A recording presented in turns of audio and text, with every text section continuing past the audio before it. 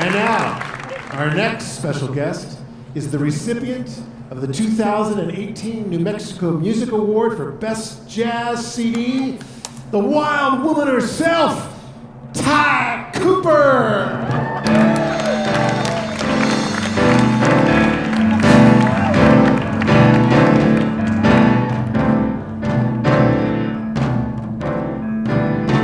Some people say that oysters make you come on strong, but I don't buy it. I don't believe my diet turns me on. I won't take no pills. That's the last thing that I should do. I can't deny it. My aphrodisiac is you. Alright, I could sniff some powdered rhino horn and go to bed in rubber gloves, but I don't need the stimulation potions, bombs, or invocations. I'm in love in other words that don't smoke no grass or opium from old Hong Kong. The whole bottle just breaks me see double all night long. Don't waste my time with Spanish fly or roots to chew. It causes trouble. My aphrodisiac is you. And David Geist.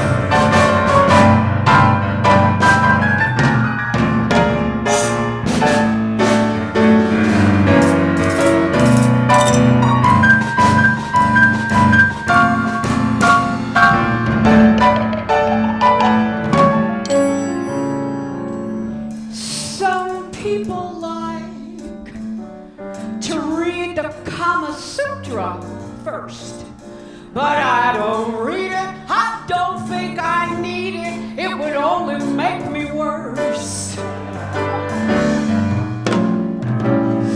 Don't waste my time, 'cause honey, I ain't gotta.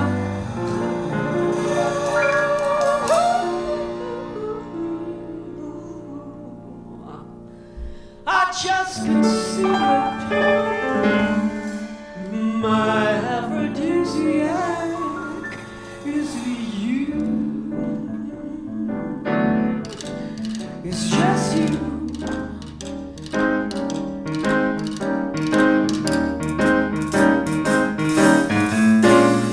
I hear you women and you do rave on about your monkey men, about your no good husbands and all that man's fighting friends. You poor women sit around the house all day and moan, wondering why your wandering papas don't come home. Wild women do not worry.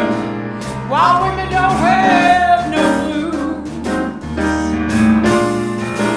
When you got a good man, girl, stay off the square, 'cause if you don't, he'll have another woman. We are everywhere.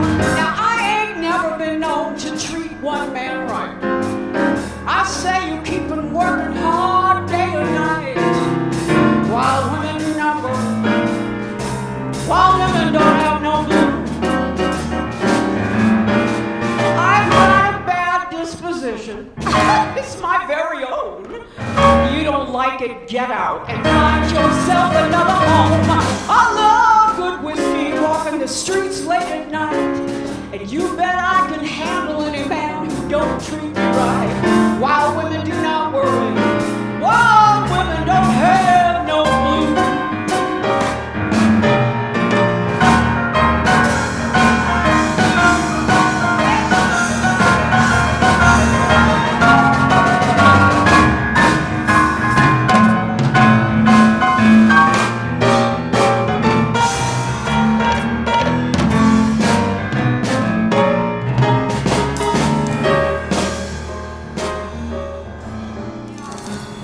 Got a bad disposition, I told you, but it's my own.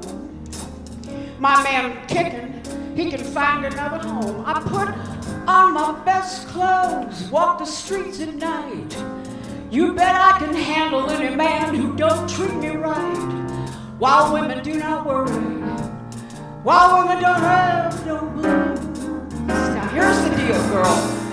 You ain't never gonna get nothing by being a sweet angel child. Change your ways tonight. Go on out and get real wild. I'll tell you something, you know I don't tell lies. While women are the only women that ever get by. While women do not worry, while women don't have no blues. While women do not worry, while women don't have no blues.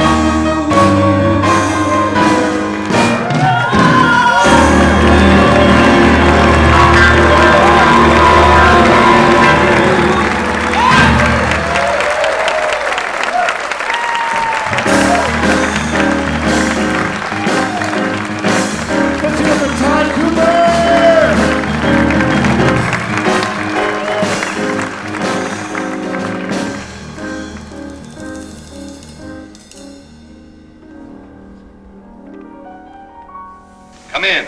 My name is Sammy Brown, and I just came into town. Saw your ad. Your Mr. Lee say you can make a mint on me. What do you do? Dance, sing. Play a role? Anything. Say I'm a fine for guys like you, 'cause there's nothing I can't do. Tell me, what did you work before? In a department store. Who told you you could dance and sing? Hey, for money I'll do anything. Why don't you try me? You might as well. You might be great. Who can tell? What do you call your specialty? You mean my big sensation? I knock 'em cold when I pull off my Chevalier imitation. If a nightingale could sing like you, they sing much better than they do. 'Cause you brought a new kind of love to me. Well, what do you think? When you go out, don't slam the door. It's a wonderful imitation you gave of Ethel Barrymore. We are now, let's do our drum roll again, please. There you go. And now, from the grand old days of vaudeville, the Albuquerque Barbershop Quartet.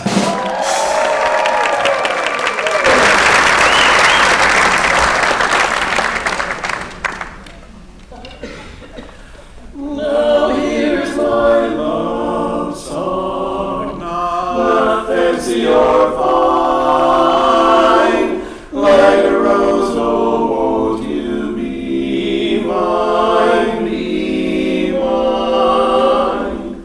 Like a rose, I'm home again, Rose, to get the sun back in my sky. Like a rose, I'm home again, Rose, about 1,000 kisses shy.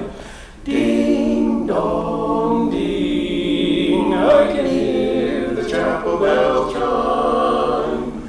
Ding dong ding, at the least suggestion, I'll pop the question.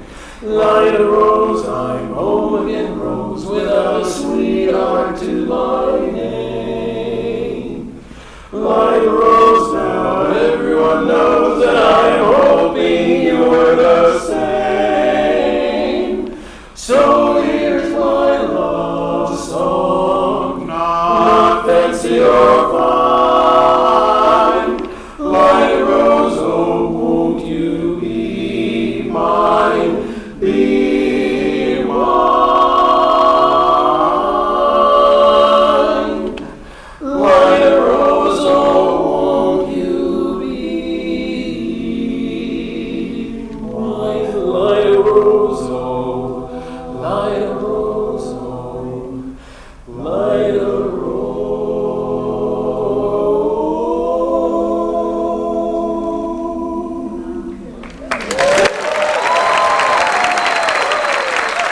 The Albuquerque Barbershop Quartet. Take a bow, you guys. Take a bow. You guys are beautiful.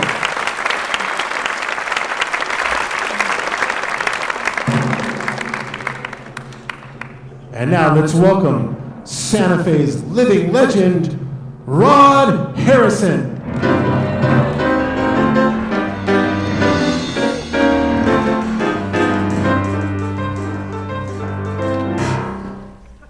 It was Cucumber the 1st. Summer was over. I had just spinached a long day and I was butchered.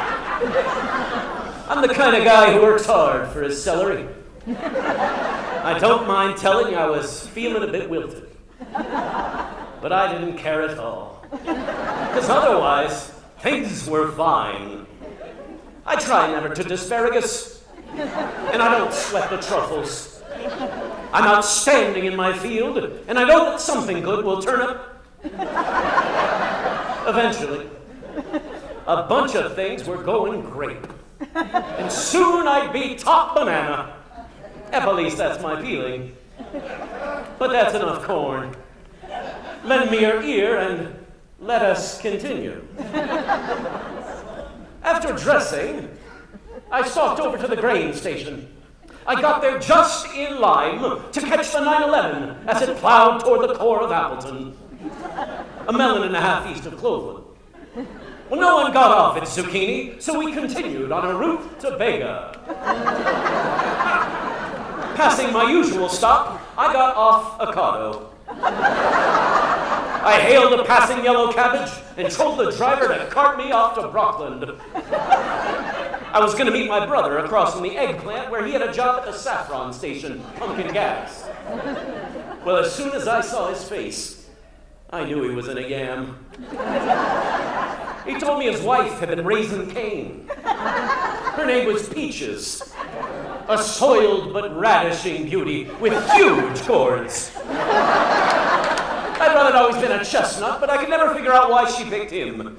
He was a skinny little string bean who had always suffered from cerebral parsley. It was in our roots. Sure, we had tried to weed it out, but the problem still remained. He was used to having a tough row to hoe, but it irritated me to see Artie choke. And it bothered my brother to see his marriage go to seed. Like most maple couples, they had a lot of growing to do. Sure, they had sown their wild oats, but only barley, if you please. Finally, Peaches gave him an ultimatum.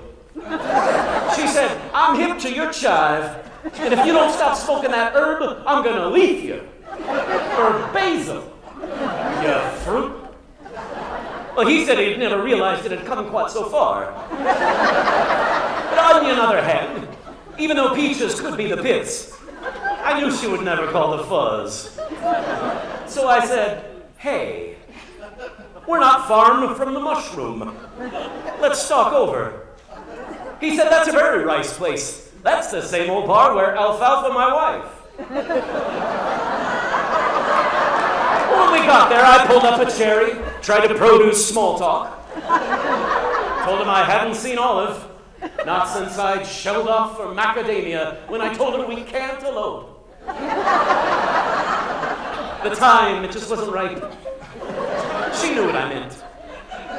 Well, when we left the mushroom, we were pretty well juiced. I told Artie to say hello to the boysenberry and that I'd orange to see him another time. Well, it all came out in the morning peppers. Artie caught Peaches that night with basil. And Artie beat basil bad, leaving him with 2 beautiful acres. And Peaches, she'd been found in the garden. She'd been pruned. Well, my little story's okra now. Maybe it's small potatoes, I don't know. My name? Wheat. My friends call me Colonel. And that's life in the slaw lane. It's a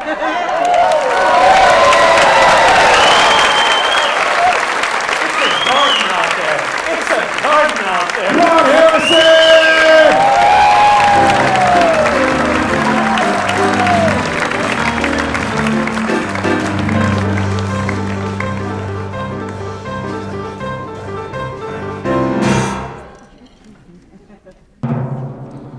And now, one more time, Leslie Livingston!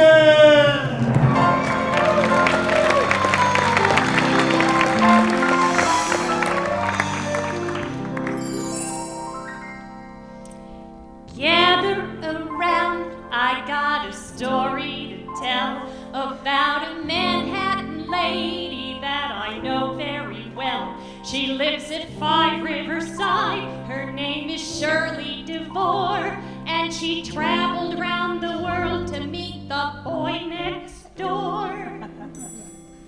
Well, there was trouble inside apartment 29E, 'cause Shirley's mother and dad were as upset as can be. They said, we hate to complain, dear, and we don't like to grouse, but you're nearly 32.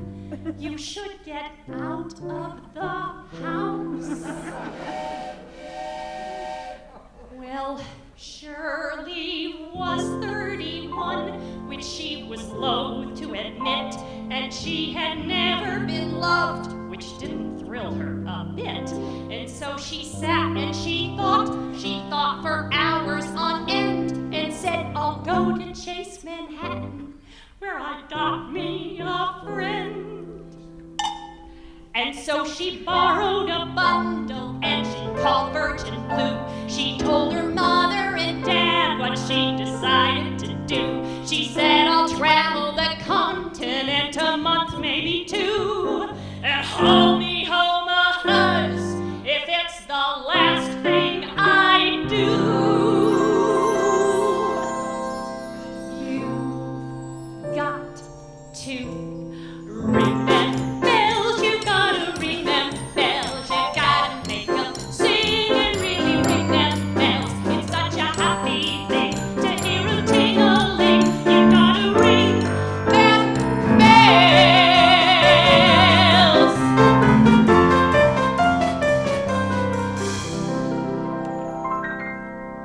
She met a Londoner first, but they did not hit it off, 'cause every time she approached, he got a bronchial cough. And so she went to Madrid and met a handsome signor, but he liked to throw the bull, and he was no matador.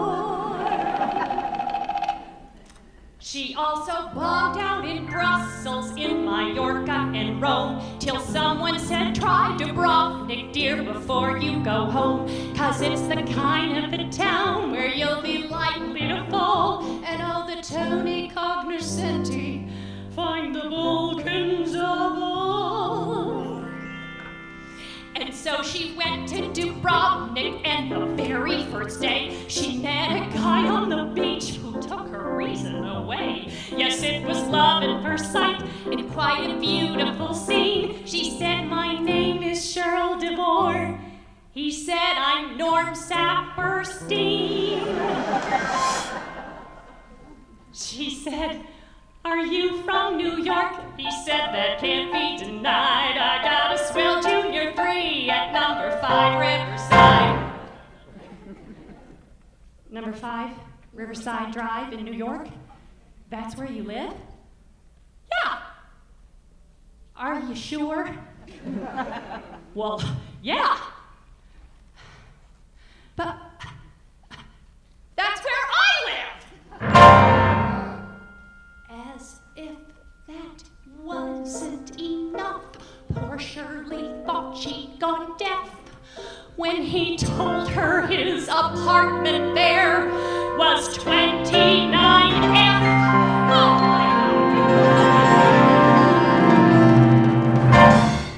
Yes, she was E, he was F, and they had not even met until she traveled the globe to Yugoslavia. Yet he'd always been right next door, and she would never have known if she hadn't tried Dubrovnik. She might still be alone.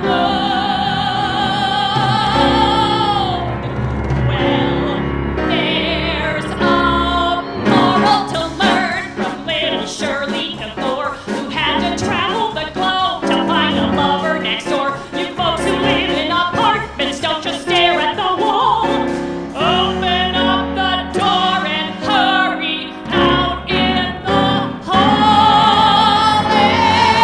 It's ring them bells, you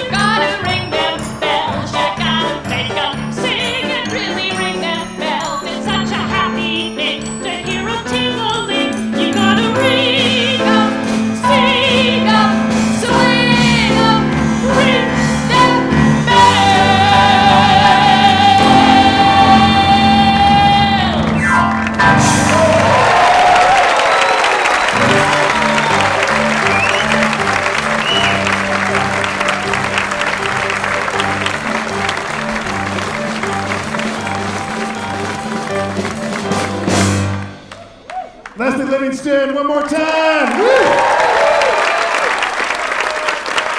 Woo! You may want to leave the room now because here comes Ron Bloomberg and Joel Alberts telling bad jokes. Bad jokes, Lord, I love them. Bad jokes, can't get enough of them. Ooh-wee, bad jokes. Ron and Joel, ladies and gentlemen. A 95-year-old man goes to the doctor. He gets his physical, and the doctor says, you know, you're doing very well for a 95-year-old man. Of course, you're not having any sex anymore. He says, what do you mean I'm not having sex anymore? I'm having sex almost every night. Almost every night? Yes. Almost Monday, almost Tuesday, almost Wednesday, almost Thursday. All right, that's a George Burns joke. And George, a couple months later, went to a urologist. And he comes in, the urologist says, how can I help you, Mr. Burns? He says, well, I'm having trouble peeing. He says, how old are you? He says, 97. He says, you peed enough already.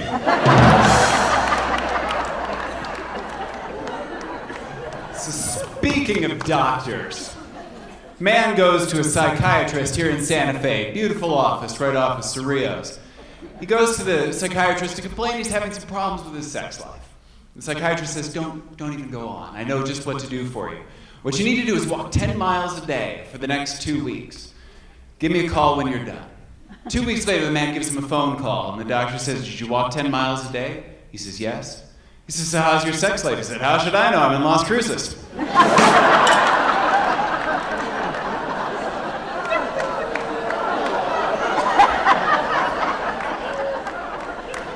These were supposed to be dumb jokes. A husband and a wife are having some problems. The husband is ill, he's not feeling well, he's sick, so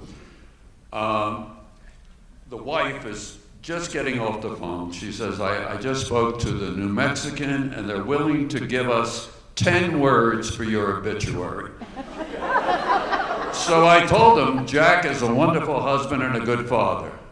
And Jack says, wait a minute, that's only 7 words. She said, oh, Cadillac for sale.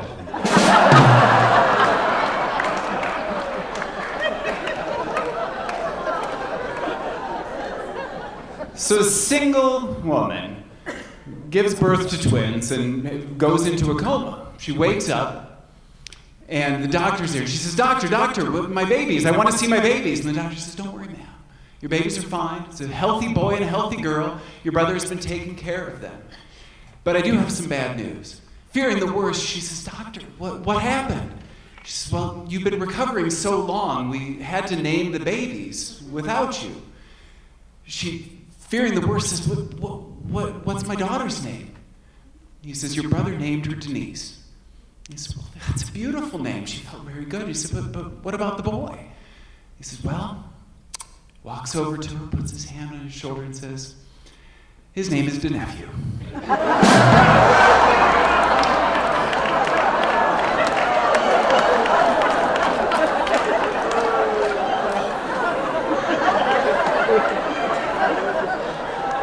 And this is the guy that runs this joint. Well, a man is in psychiatry, a senior psychiatrist for 12 years. 12 years, every day he goes to see the psychiatrist. And one day the psychiatrist says to him, Fred, you are now able to deal with the world in mature terms. Goodbye and good luck. He says, you mean it? Yes. Well, thank you for everything, doctor. Week later, doctor gets a call. It's Fred. And Fred says, I have to talk with you. He says, well, I got a couple minutes on my next appointment. What's it about? He said, no, I got to come in and talk to you. He says, it's that important? Yes. All right, come in. So Fred comes in. The doctor says, and what's this thing that was so important you had to come in? He says, well, you won't believe it, but the other day I got up, I had a cup of coffee for breakfast, and I got the feeling that you were my mother. And the doctor says, that's ridiculous, it's juvenile, it's asinine. A cup of coffee? You call that a breakfast?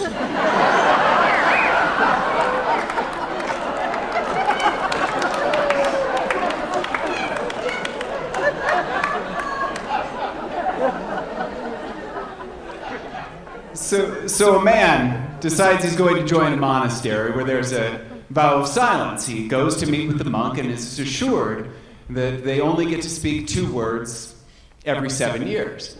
So 7 years passed, and he goes up to the monk and he says, soup, cold. 7 more years passed, and he goes up to the monk again and he says, bed, lumpy. Another 7 years passed, and he goes up to the monk and he says, I quit. And he says, well, good, because you've done nothing but bitch since you got here.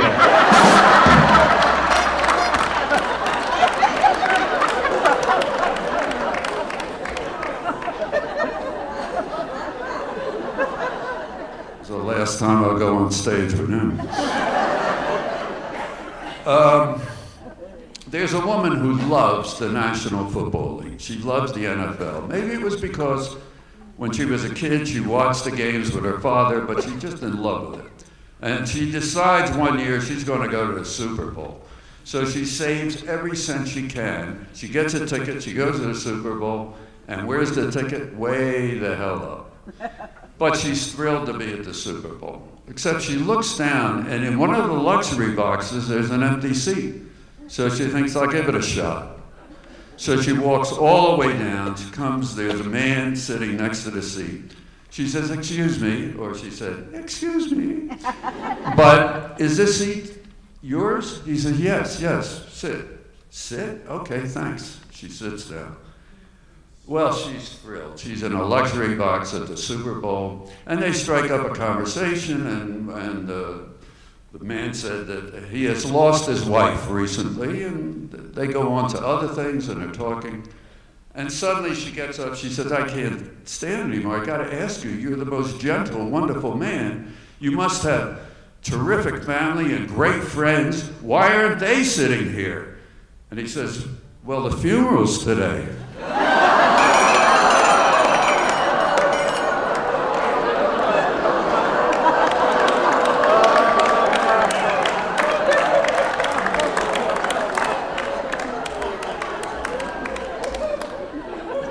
So a man goes into a pet shop and he's asking for something very specific. He said, I need to find a companion animal for my mother. She's alone now. She needs something that will give her some companionship and give her some fun. The pet store owner says, I've got just the perfect thing for you. This parrot is the smartest parrot. It's been beautifully trained. It speaks 5 languages fluently. It's going to be an amazing pet for your mom.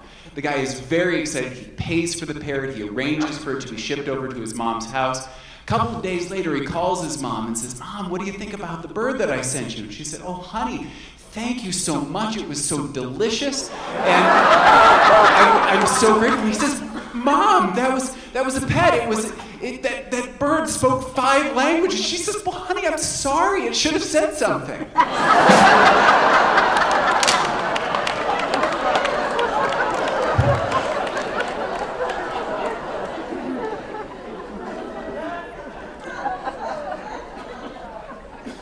A husband and wife go to a doctor's office. The husband's not feeling well, and the doctor examines the husband, and when he's through, he says to the wife, can I talk to you for a minute? So he brings the wife into his office, and he says to her, your husband, I'm afraid, is not doing well, but we can help him. We can help him, and you can help him especially. I want you to do 3 things. First of all, I want him to have a good diet, so no more of that tacos or whatever he's eating. Forget that. And number 2, he's got a lot of anxiety, so be very nice to him. And the third thing is, I want you to have sex with him 3 times a day. And any way he wants it.